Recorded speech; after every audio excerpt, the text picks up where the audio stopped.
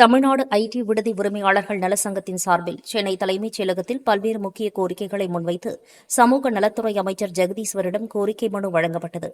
Tamil Nadu ID விடுதி உரிமையாளர்கள் நலச்சங்கத்தின் சார்பில் பல்வேறு முக்கிய கோரிக்கைகளை வலியுறுத்தி சென்னை தலைமைச் செயலகத்தில் சங்கத்தின் தலைவர் லயன் சீதாராமன் அவர்கள் தலைமையில் சமூக நலத்துறை அமைச்சர் ஜெகதீஸ்வரி அவர்களை நேரில் சந்தித்து கோரிக்கை மனு வழங்கப்பட்டது.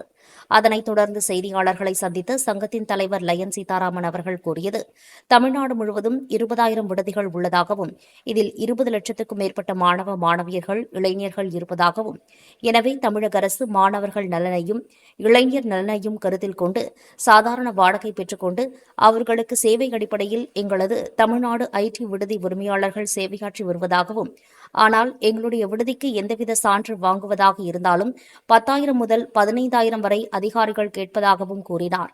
மேலும் 10 ஆண்டுகளுக்கு மேலாக எங்களுடைய கோரிக்கைகளை முன்வைத்து பலகட்ட போராட்டம் ஆர்ப்பாட்டம் நடத்தி எளிமை ஆளுமை என்ற திட்டத்தினை கடந்த 2025ஆம் ஆண்டு பெற்றோம். ஆனால் இதுவரையில் அதற்குண்டான வழிமுறைகளோ ஏற்படுத்தவில்லை. எனவே தமிழக முதலமைச்சர் எங்களுடைய கோரிக்கையினை ஏற்று ஏழை எளிய நடுத்தர மாணவ மாணவியர் இளைஞர்கள் நலன் கருத்தில் கொண்டு தமிழ்நாடு ஐடி விடுதி உரிமையாளர்கள் நலன் பாதுகாக்கப்பட வேண்டும். தமிழகம் முழுவதும் உள்ள அதிகாரிகளுக்கு எளிமை ஆளுமை என்ற திட்டத்தினை அரசு தெரியப்படுத்த வேண்டும். அதேபோன்று தமிழ்நாட்டின் கலாச்சாரத்திற்கும் பண்பாட்டிற்கும் கேடாக விளங்கக்கூடிய கோலிவு எனப்படும் இருபால் தங்கும் விடுதிகளுக்கு எந்தவித அதிகாரம் வழங்கக்கூடாது என தெரிவித்தார். மேலும் விடுதி உரிமையாளர்களின் நலன் பாதுகாக்க மாண்புமிகு முதலமைச்சர் அவர்கள் நடவடிக்கை எடுக்க வேண்டும் என சங்கத்தின் சார்பில் வேண்டுகோள் விடுத்தார். தமிழ்நாடு முழுவதும் 20,000க்கும் மேற்பட்ட விடுதிகள், அதில் தங்கக்கூடிய 20 லட்சத்துக்கும் மேற்பட்ட மாணவ மாணவியர் பணிபுரியும் ஆடவர் மகளிருக்காக ஒரு சேவையை செய்து கொண்டு வருகிறோம். 2014ஆம் ஆண்டு வரையறுக்கப்பட்ட விடுதிகளுக்கான சட்டத்தில் இருந்த சிக்கல்களை களைந்து ஒரு 10 வருடங்களாக போராடி கடந்த 2025ஆம் ஆண்டு மே மாதம் 29ஆம் தேதி இதற்கு முன்னாடி இருந்த அரசாங்கத்தால் எளிமை ஆளுமை சிம்பிள் கவ் என்ற ஒரு திட்டம் வருவதற்கு நாங்கள் போராடி பெற்றோம். எங்கள் சங்கம் போராடி பெற்றது. தமிழ்நாடு ஐடி விடுதி நல சங்கம் போராடி அந்த சிக்கல்களை எல்லாம் முதலமைச்சர் அமைச்சர் பெருமக்கள் மூத்த IAS அதிகாரிகளிடம் 10 ஆண்டுகளாக போராடி அந்த சிம்பிள் கவ் எளிமை ஆளுமை என்ற திட்டத்தை நாங்கள் பெற்றோம். அந்த எளிமை ஆளுமை என்ற திட்டம் வந்த பிறகு நாங்கள் இந்த உரிமங்களை பெறுவதற்கு சுகாதார சான்றிதழ், கட்டிட உரிமை, தீயணைப்புத்துறை சான்று, உணவுத்தர சான்று போன்றவற்றை நாங்கள் இணையம் வழியாகவே பெறுவதற்கான வழியை சிம்பிள் கவ் என்ற சட்டம் பெற்றுக் கொடுத்தது எங்களுக்கு. ஆனால் இப்பொழுது என்ன நடக்கிறது என்றால், இந்த சிம்பிள் கவ் எளிமை ஆளுமை திட்டம் வருவதற்கு முன்பதாக சுகாதாரத்துறையை சேர்ந்தவர்கள் ஒரு சுகாதாரத்துறை சான்றிதழை தர வேண்டும் என்றால் ஒரு விடுதி உரிமையாளர்களிடம் 10,000, 15,000, 20,000 என்று பெற்றுக் கொண்டிருந்தார்கள். இந்த எளிமை ஆளுமை திட்டம் வந்த பிறகு நாங்கள் இணையத்தில் ரூபாய் 500 செலுத்தினால் நாங்கள் சுகாதார சான்றிதழை பெற்றுக்கொள்கிறோம். இது இப்படி இருக்க, இன்றைக்கு பப்ளிக் பில்டிங் லைசன்ஸ் எனப்படக்கூடிய பொது கட்டிடத்துக்கான உரிமம் பெறுவதற்கு இப்பொழுது ஒரு இன்ஜினியர் எம்பேனல்டு இன்ஜினியர் குழுவை உருவாக்கி இருக்கிறார்கள்.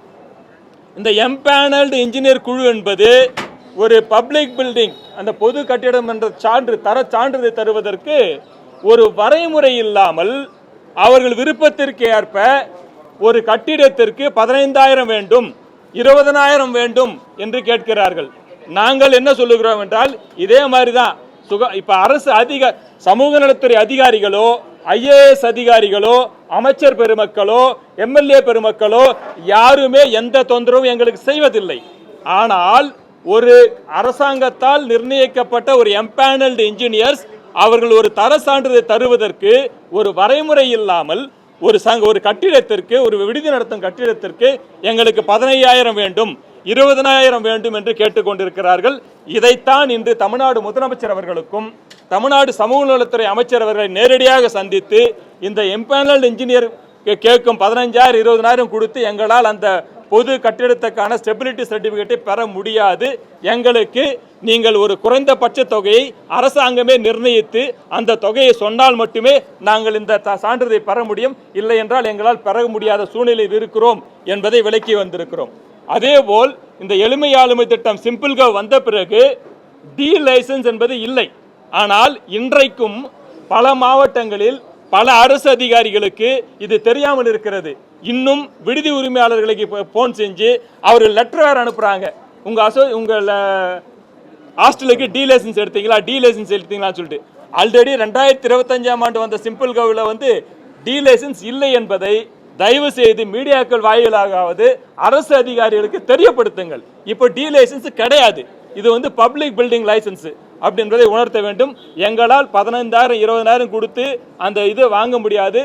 அரசாங்கம் எம்பேனல்டு இன்ஜினியர்ஸிடம் 1,500 2,000 கொடுத்தால் மட்டும்தான் நாங்கள் வந்து அந்த ஸ்டெபிலிட்டி சர்டிஃபிகேட் வாங்க முடியும்.